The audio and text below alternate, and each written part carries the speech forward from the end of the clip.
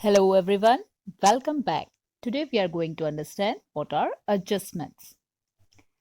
On the basis of transaction taken place during the year, journal, ledger and trial balance are prepared. Those transactions which are recorded have effect on the trial balance. Adjustment means those financial transactions of business which are not recorded or wrongly recorded in accounts and it is required for rectifications. Accounting effects of adjustments are given to know the true and fair profit loss and financial position of the business. We must remember the golden rule that all the items appearing in the trial balance are to be entered at one place out of three, that is, trading profit and loss and balance sheet. Items in adjustment are to be treated at two places.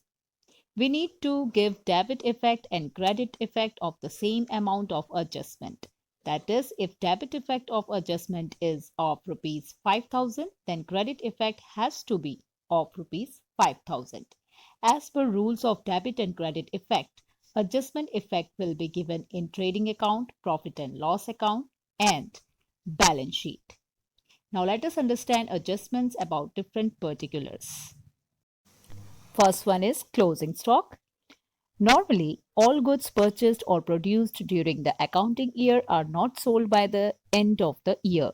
The goods remaining unsold at the year end is closing stock. Since closing stock is known only at the end of the year, it is not included in trial balance. It is given outside the trial balance in the form of additional information. Gross profit or gross loss is known if closing stock is brought into the final accounts. Closing stock is valued at cost or net realizable value, or we can say market price, whichever is lower.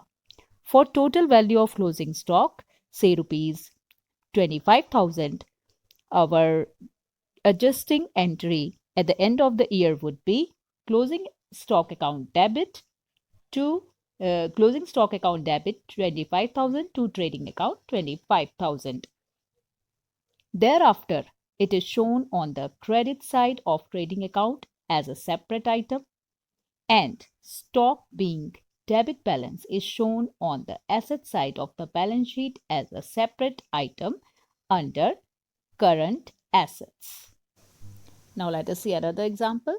Outstanding expenses. Expenses which have been incurred during the year and whose benefit has been consumed during the year but are not paid are called outstanding expenses. At the end of the accounting year, such expenses must be brought into the books. Otherwise, profit will be overstated. Examples of outstanding expenses are outstanding wages, salaries, etc. So here our adjusting entry would be expenses account debit and outstanding expenses account will be credited. So here twofold effect will be shown on debit side of trading or profit and loss account by way of addition to particular expense, and it and will be shown on liability side of balance sheet. Now next one is prepaid expenses. In some cases, benefit of the expense incurred is available in the next accounting year also.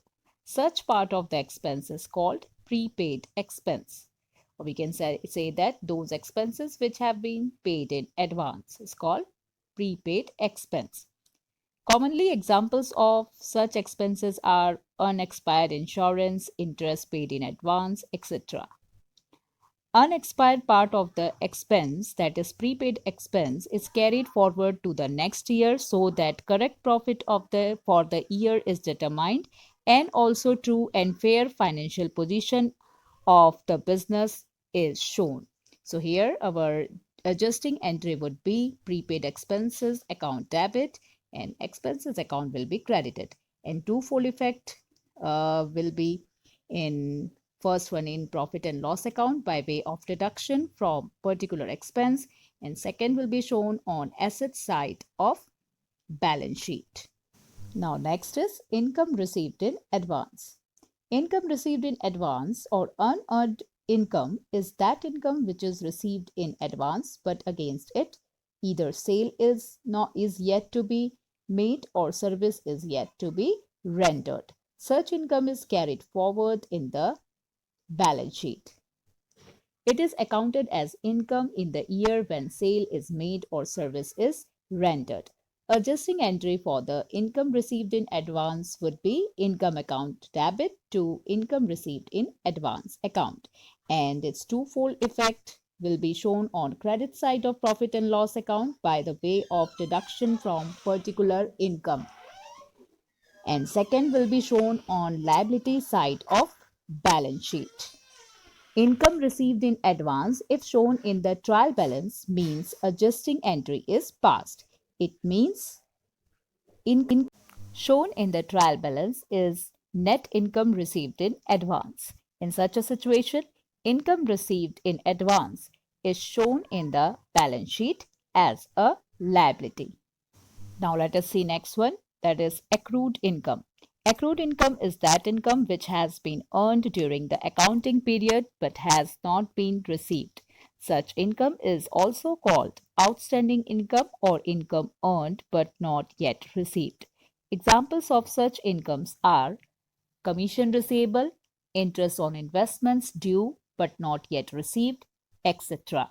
As per the accrual concept of accounting, which you will be studying further, total income of the period, both received and yet to be received, should be shown in the final accounts. Otherwise, both profit and assets will be understated.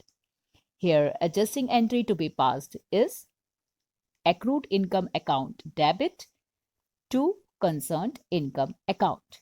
Thereafter, in the final accounts, accrued income is added to the amount of concerned income in the profit and loss account and is shown, or after that it is shown on the asset side of the balance sheet as a separate item under current assets.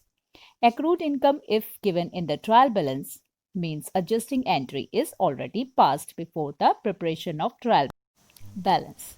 Income account as shown in the trial balance includes the accrued amount of income. In such a case, the accrued income is shown only in the balance sheet as an asset. Now next is depreciation. We know that meaning of depreciation, as we have studied it earlier, it is the reduction in the value of fixed asset due to its use, wear and tear. Now let us see accounting treatment of depreciation when given as an adjustment, that is outside the trial balance. Here depreciation given as an adjustment means that depreciation is yet to be accounted in the books of accounts. First step is to calculate depreciation on the basis of rate and method of depreciation specified in the question. Next step is to pass the entry for depreciation.